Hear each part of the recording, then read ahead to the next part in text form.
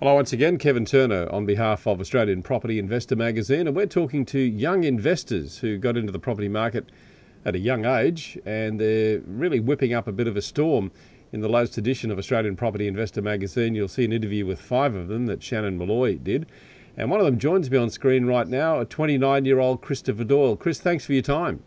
No worries, thank you. Good. Now, just by reading the article, we can see that you've got 4 properties valued at just a touch over $1 million, almost $1.5 million, with a gross yield of 7.3%.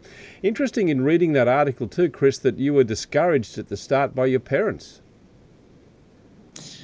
Yes, my parents are of Indian background, and I think naturally, coming to Australia, they didn't come with very much. They had, I think, £6, if I remember correctly. Yep.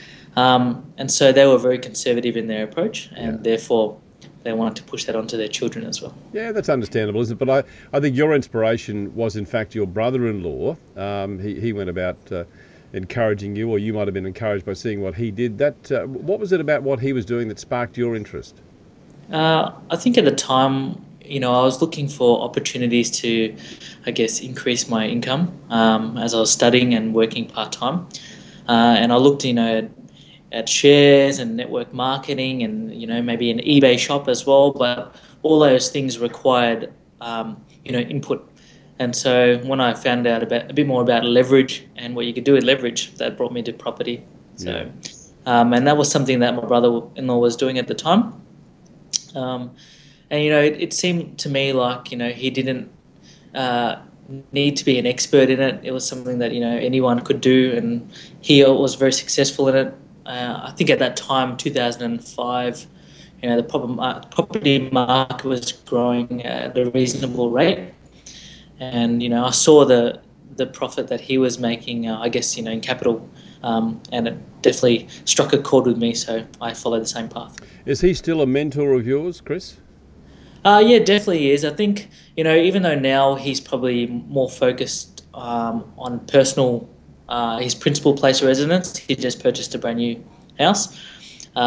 We still bounce off each other and share ideas and concepts, and I think it helps both of us grow and focus on, where to next. Yeah. With all your DIY experience, which we picked up by reading the article, what are your tips when it comes to improving the look of a property? I think even before you get started, I think the most important thing is to, have a plan of attack. So, we say in project management terms, plan the work the plan. That's very important.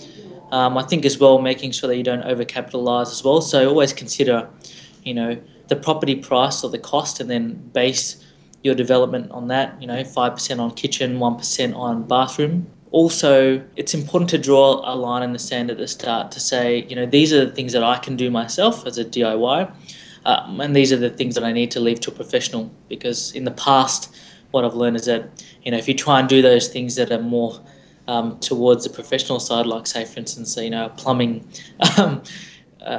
changing, old taps and those sort of things, you can end up in a bit of trouble and end up spending twice as much. So it's just important to recognise it up front and put your money towards, those services. With all that experience that you've gained, Chris, what's your number one lesson? What's the one thing you can give us that you've learnt that's outstanding?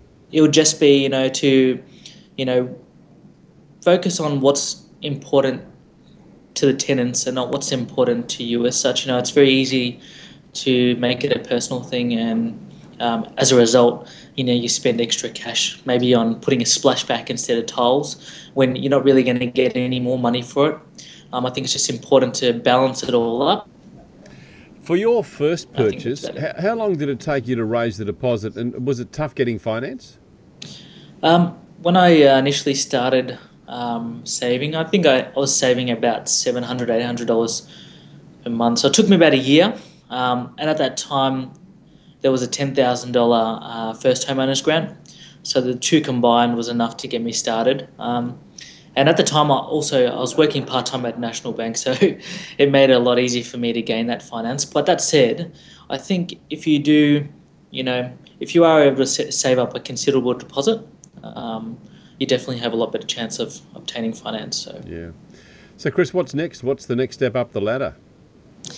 Well, I've been down the purchasing path, the minor renovation, the major renovation. The next one for me, I'm doing a development at the moment, and that's due to be completed in May next year.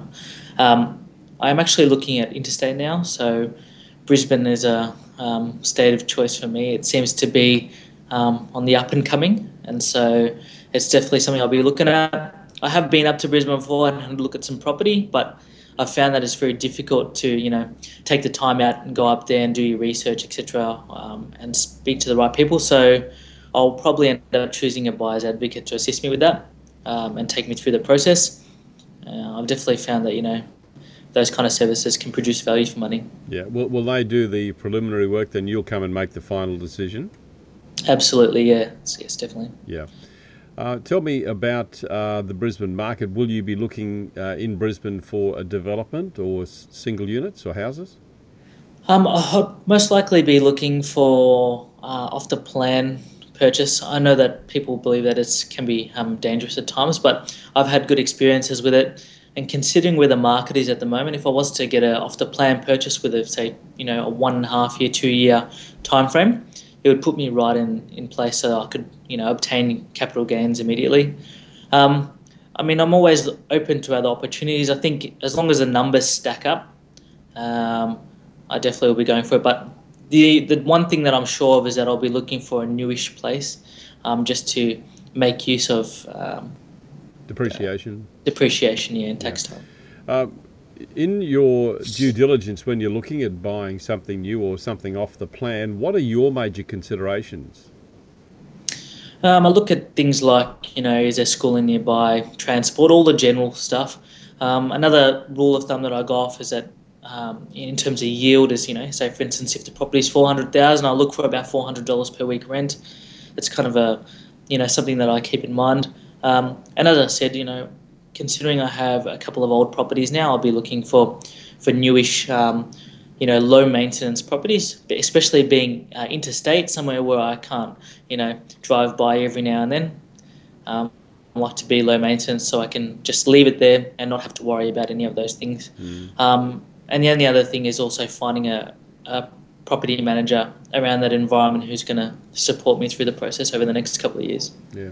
Your partner, Giselle, I would assume is the sister of your brother-in-law. So is she Yes. is she as enthusiastic as you about your venture?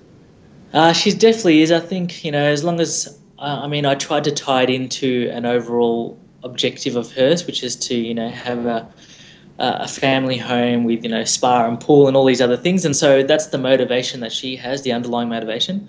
And yeah, she definitely helps me out, so.